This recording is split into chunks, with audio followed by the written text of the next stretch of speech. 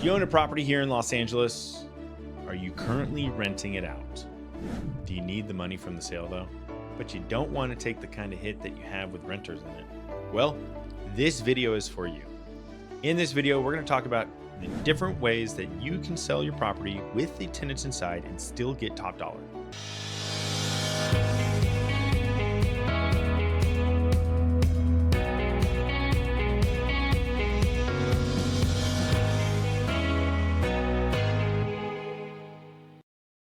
Hey guys, it's Kevin DeSilva with the Living Los Angeles channel, and today we're going to talk about tenant-occupied properties and the best way to sell your property, whether it's a duplex, a condo, a single-family house, triplex, fourplex, or anything else. And we're going to show you how to do it while still keeping more money in your pocket and selling it as if you didn't have the tenants. I help property owners and investors sell their tenant-occupied properties in ways that keep them out of trouble. And we utilize strategies that keep more money in your pocket so that you can use it for what you really need it for. This includes doing financial analysis, pro forma analysis, rental analysis, and how to position your property in order to get the highest sale. And the answer is yes, you can sell tenant-occupied properties and still get the kind of value that you would get without them there. But how you go about it makes the world of difference on whether you're going to do a really good job or whether the investor who buys it is going to make out a huge profit. So let's talk about the three main scenarios. Now, the easiest scenario is to sell with the tenants in place. This is usually best for investor buyers who don't want to go through the hassle of re-renting a property.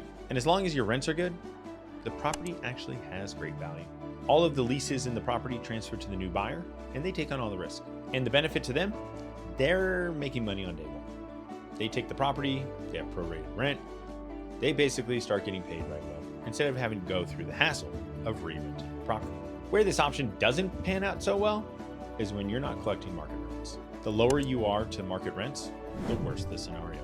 Another situation is if you're selling a single family home or a condo, because the reality is somebody is likely going to want to live in one of the units. Where this also doesn't work very well is when you're selling a single family home or a condo, because the reality is that buyer who's going to pay you the most money likely wants to live in the home. You don't want to sell your house or your condo on an investor budget. And that brings me to option number 2, relocate your tenants. Now, when you do a relocation, you'll want to hire an attorney to guide you through the process and make sure that you're following all the rules, because there is a possibility that you can get in trouble. Drop a comment below if you would like a recommendation to our top lawyers. They'll help you navigate the different paperwork and the approach that you need to take in order to not let it bite you in the butt.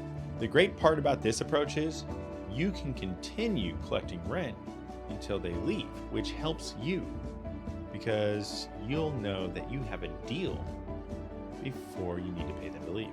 Now, every municipality is a little bit different in this category, because in Los Angeles City, they have some guidelines, and although everything's negotiable in a cash for keys situation, these guidelines are publicly stated and tenants typically know what they are. So don't try to shortchange here, because you might make your tenant upset and there goes your sale.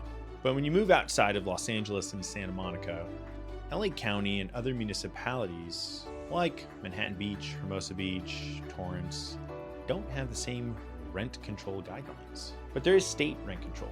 So you still might need to relocate them. It's just your predetermined fees are different, and you can look those up on the state website. But a lot of municipalities have adopted that state rent control because they have to, and they have it on their website too.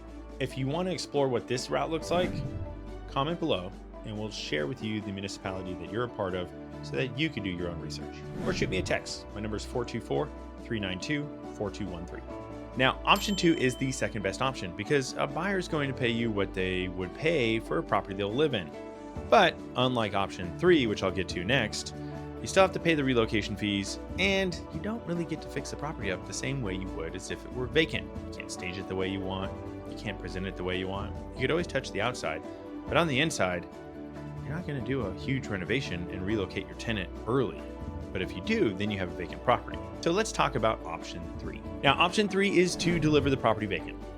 And this is the highest and best use of a sale, because the reality is when you don't have a tenant in there, you can show the property as you want, which makes it available for buyers who want to buy right now, who are usually your most motivated buyers. And let me key you in on a little secret.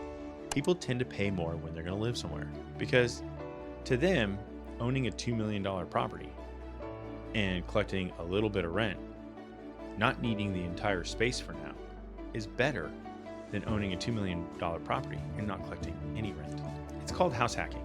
We'll talk about that in a future episode, because there are many ways you could do it. Between the relocation fees of the tenant and the legal fees to guide you through the process to make sure that this doesn't come and nip you in the butt, you do lose a little bit of money and you don't get to fix the place up as much. But at the end of the day, you do have peace of mind, and the buyer has peace of mind knowing that they can talk about space.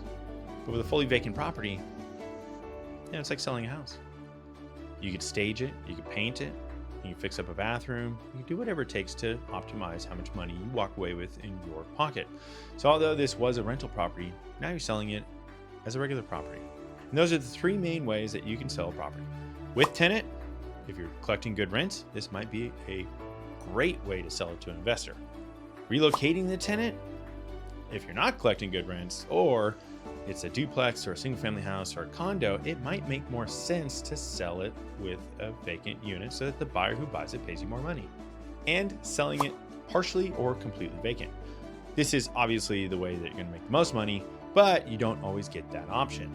If you need to sell right now, then you might need to negotiate a relocation. Now, you're probably wondering, what do I do with this money? If you're just sick of being a landlord, you may not want to reinvest. You should watch my video on how to sell your property without paying capital gains taxes or minimizing your capital gains taxes. I did you a favor and I dropped a link to that video in the description below. Go ahead and click on that link and see how you can save money on the sale of your rental property. So let's clarify something though about cash for keys, and we'll talk about this in another episode. Although you should file it with the city using an attorney, it still is a voluntary relocation, which means you don't have the same rental restrictions as if you did an involuntary relocation. An involuntary relocation is where the buyer takes possession of the property. Let's say they're going to tear it down. They use certain laws to get the tenant out. They pay the relocation fees. It's involuntary. It goes to court. But the property comes with a rental restriction window, and that's about 5 years in the city of Los Angeles. You cannot put the property up for rent again for 5 years. Otherwise, you do need to offer it back to the other tenant. This is not legal advice. Do check this with your lawyer. But a relocation or a cash for keys is essentially they're voluntarily taking the money and they're moving on. So the buyer can do whatever they want with the property, like put a family member in there, rent it out, fix it up. Essentially they're being delivered the property vacant at close of escrow. You just have a situation where you're not paying that relocation fee until you know the money's going to be in the bank account. Now, there is always some risk. A pandemic could start, the stock market could crash, and the buyer's loan could not fund. In which case, you would be without tenant and you would be without buyer. But you have a vacant property, it makes it easier to sell. Or if you're working with me, you might already have a backup buyer in place. But a fully vacant property will get you more money. And statistics are there.